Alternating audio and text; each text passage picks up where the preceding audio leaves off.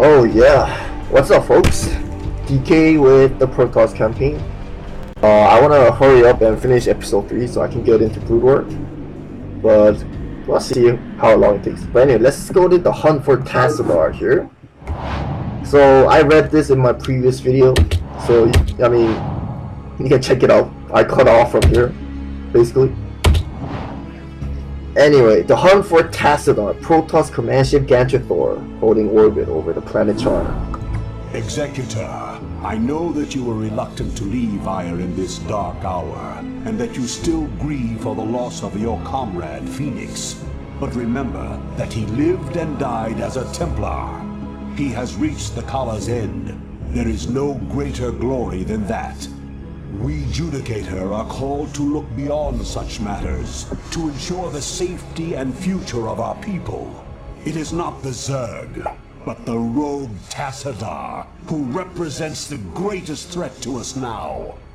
If he is allowed to spread the Dark Templar's tainted influence to Ire, all will be lost.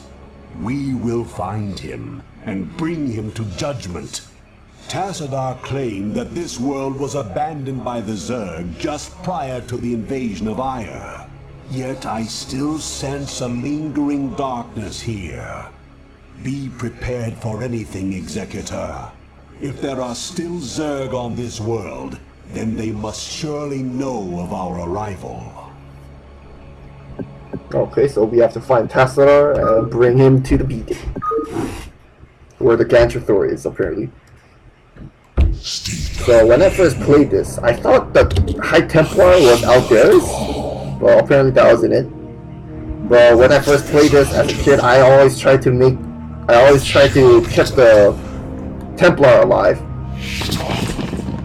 Okay, let's get back here. Just scouting where the Hydralisks are at. So my High Templar can snipe the Hydralisk like this. And this is like a dungeon crawling map, so there are like several ways to go, I guess. That was close. And let me tell you this is not the way. This is not the direction we should be going, but I'm just showing you like some of the options. So whenever there's a dungeon crawling map, like a micro mission with like from point A to point B, you should make like some kind of dead ends and like this right here. See, like we literally almost lost the Jugu for nothing just by coming up over here. But the good thing about this is that we now know that there's a sunken colony in this map, and we have to be more careful.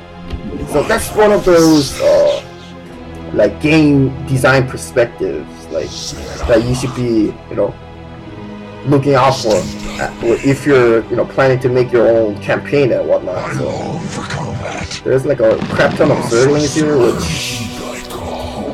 which my High Templar can literally shrek. And there's a sunken colony here, which we can avoid damage like this by going to like this. See, sunken colony has a range of 7, but this is clearly more than the 7 range here. So we're gonna move our units one by one like this. If you bring all our units like one click like this, then they're gonna get jumbled and StarCraft padding, and it's gonna make a mess. But anyway, that's that. We avoided some collateral damage here. But this sunken colony, we need to be worried about. So let's try to take as minimal damage as possible, and we will lead with a Zealot here, because Zealots take reduced damage. And we're gonna pull out the Zealot like this. And like that. To ensure our units are all alive. So we could have gone through here, or, and there's other ways to get here. Like we can go over here and whatnot, but I think I'm gonna try a different route. I usually go to this route here, but I'm thinking of something else. Let's do. I think right here, I guess. Let's see. Because if once you go down to this dark lower platform, there's a way. There's a path there, but yeah. Okay, we'll go here then, I guess. So see, like we avoided the sun calling, but there's actually another ramp here, I think, that you can bypass and avoid that sun calling. But we'll go like this. You need to be careful of the units here like this. Yeah, like that. We're gonna leave with the healthier zealots here.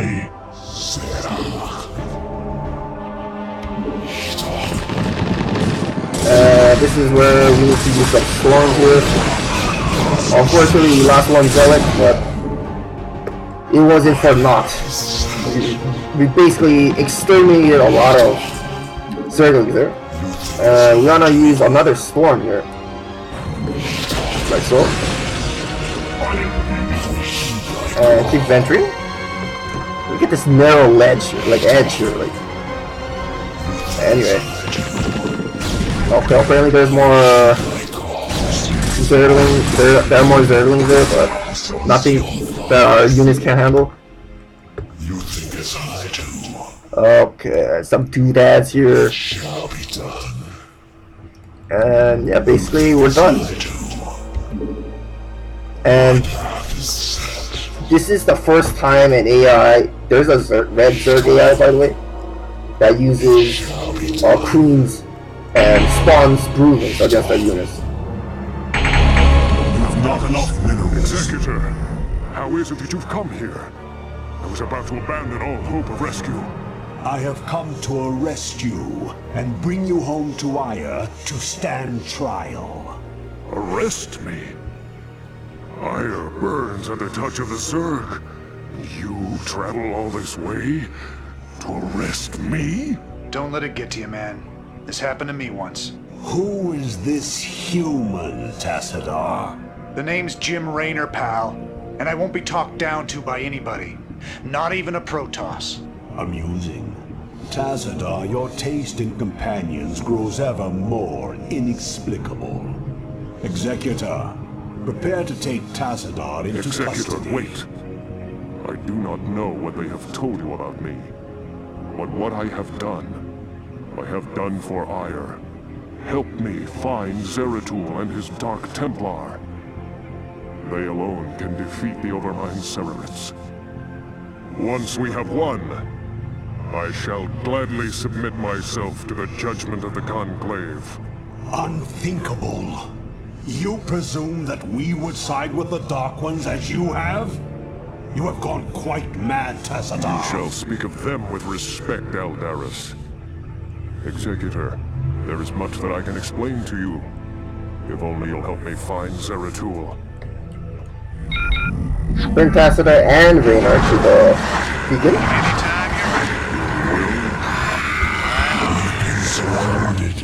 We've been surrounded. And we can merge our High Templar here. What is a vulture micro like this? This should be good. Sounds or right on. Or not, or that Zergling will kind of avoid Raynor for some reason. This should be good. Oh yeah. Oh gosh, our spider mine got This should be good. ensnared. Oh yeah. Okay, this should be enough. Right on. Okay, we should be careful here. This should be good. Yeah, there we go. Oh yeah. So if we keep venturing to the right, there's gonna be a red Zerg base that periodically says it's, you know, attack pattern and yada yada yada. And we can literally go with these units and end the mission, guys. It's just, yeah, it's that straightforward to be honest. But we can always take our time and, you know, get our upgrades rolling, or we can actually, you know, do a different approach where we exterminate the red Zerg here. And those who might be wondering, oh, DK didn't, like, they say this is they're on char now. Why is it not on lava? Why does the terrain like not have lava and whatnot? Well, that's because we're on top of a space platform that's orbiting above char. So that's basically it. But we are indeed like near the atmosphere or stratosphere of planet Char. You have to keep in mind that before the Zerg took over Char and called it their, home world, the Terrans were actually on Char like first and whatnot. But yeah. This is Jimmy. And you run a hotkey, Tassadar and Reyna. Reyna will stand guard here. You need to make some basic, like, I'm thinking of making a photon cannon here. They're gonna just keep attacking from here. And as you can see, like in the minimap near the beacon, there's a red like dot here. So these units spawn via trigger, the create trigger function. So yeah. And we're kind of limited with the resources here. There's like no expand location and whatnot, so in a way that's basically saying, oh, you should just, forget about building up a huge force and attack, right? You should just build up like a sizable army and just march down here and protect Tassadar and Reyna along the way. But that's what you think, but there's actually, if we mine all our resources here, we can max out and just destroy. We can just bamboozle the whole map here. But again, that takes time, so we're gonna make 2 more pylons here. We're gonna actually make a cannon there to create a. I'm pretty sure they will overload drop. You can also go off for scouts too. And this is the first mission where we can create Archons and High Templar. Yes, Executor. I'm pretty sure you just get a bunch of Archons and just walk down there. The Archons, Protoss Archons in StarCraft 1 are very a force to be reckoned with. How may I help you? And ever since Remastered came out, I could like notice that the feet from the Archon more. It is slightly less noticeable in the original graphics, but you can see it more clear though. You can see it clearly, much clearly though. Not that I'm triggered or anything, but it looks kind of goofy for some reason. Rainer here. And yeah, Reyna took some splash damage from his own spider mines, which we deployed like all 3 of them. 2 of them already gone. But other than that, not much to say here. So let's just talk about like how Aldaris is, being racist to the Dark Temple. But back then, like, there are no concepts of the word Nerazim or the Kali, I believe. At least in the original. In the Blue World, they do mention Kali, but not Nerazim.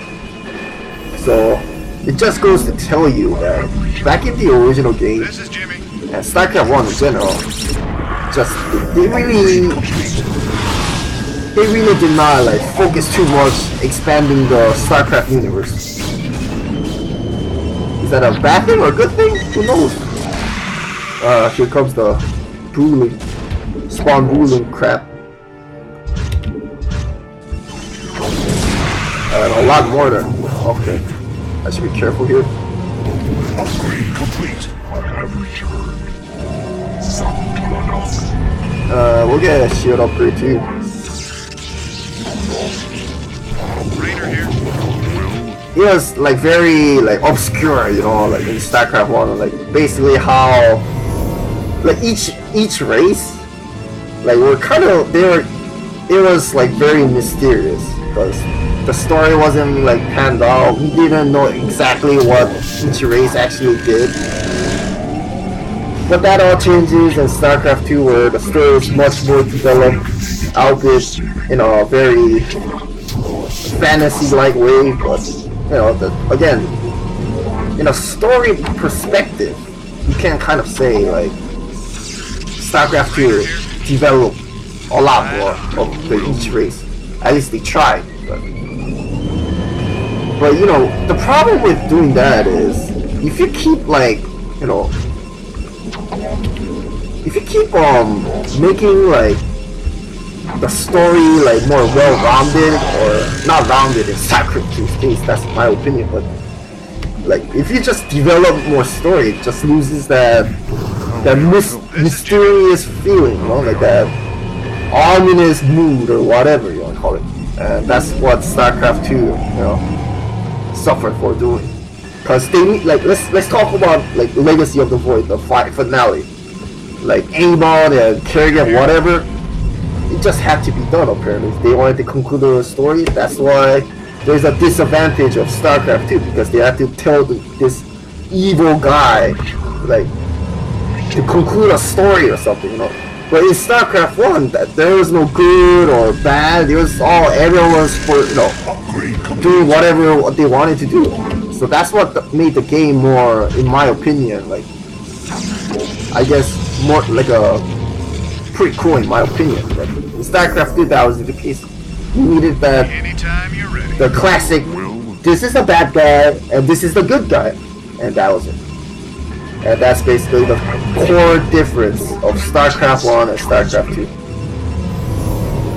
And I'm not even talking about like a Brood War story. Like, it was very rushed. Like, if you really open your eyes and compare the original, like episode 1 through 3 with episode 4 through 6, especially episode 4 and 5, what a mess. Like, they really botched it up.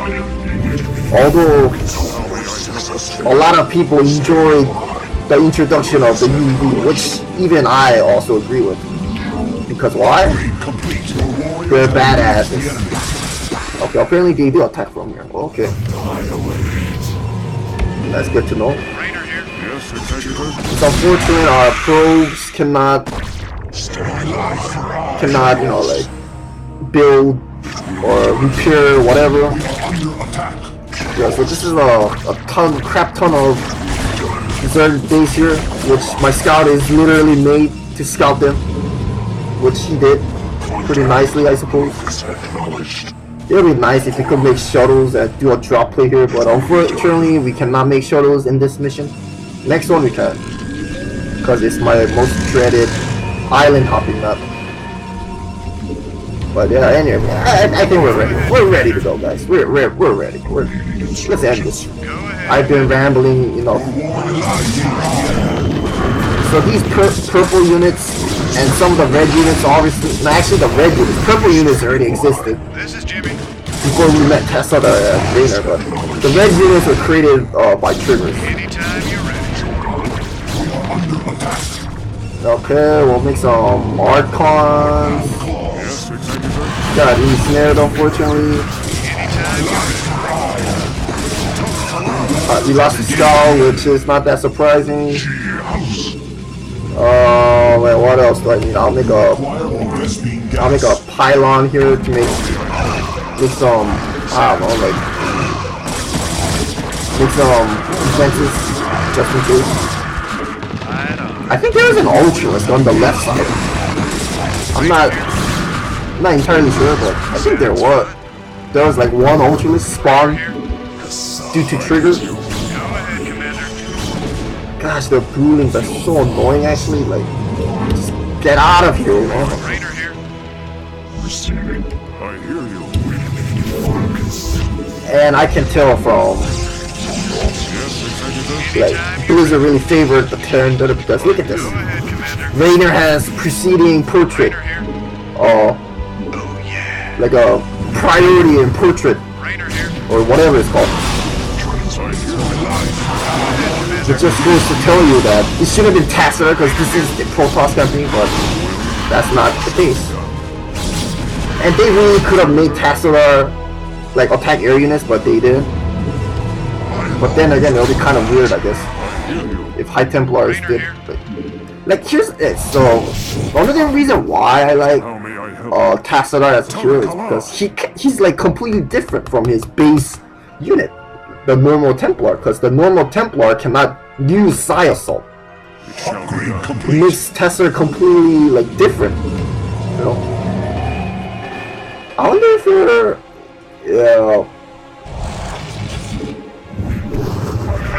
1-1 upgraded. I think we're only limited to level 2 upgrades. I'm not entirely sure. I usually like finish this map like in 2 seconds or something. Yeah, let's be careful here. You know, let's destroy that sunken colony because it's actually triggering me.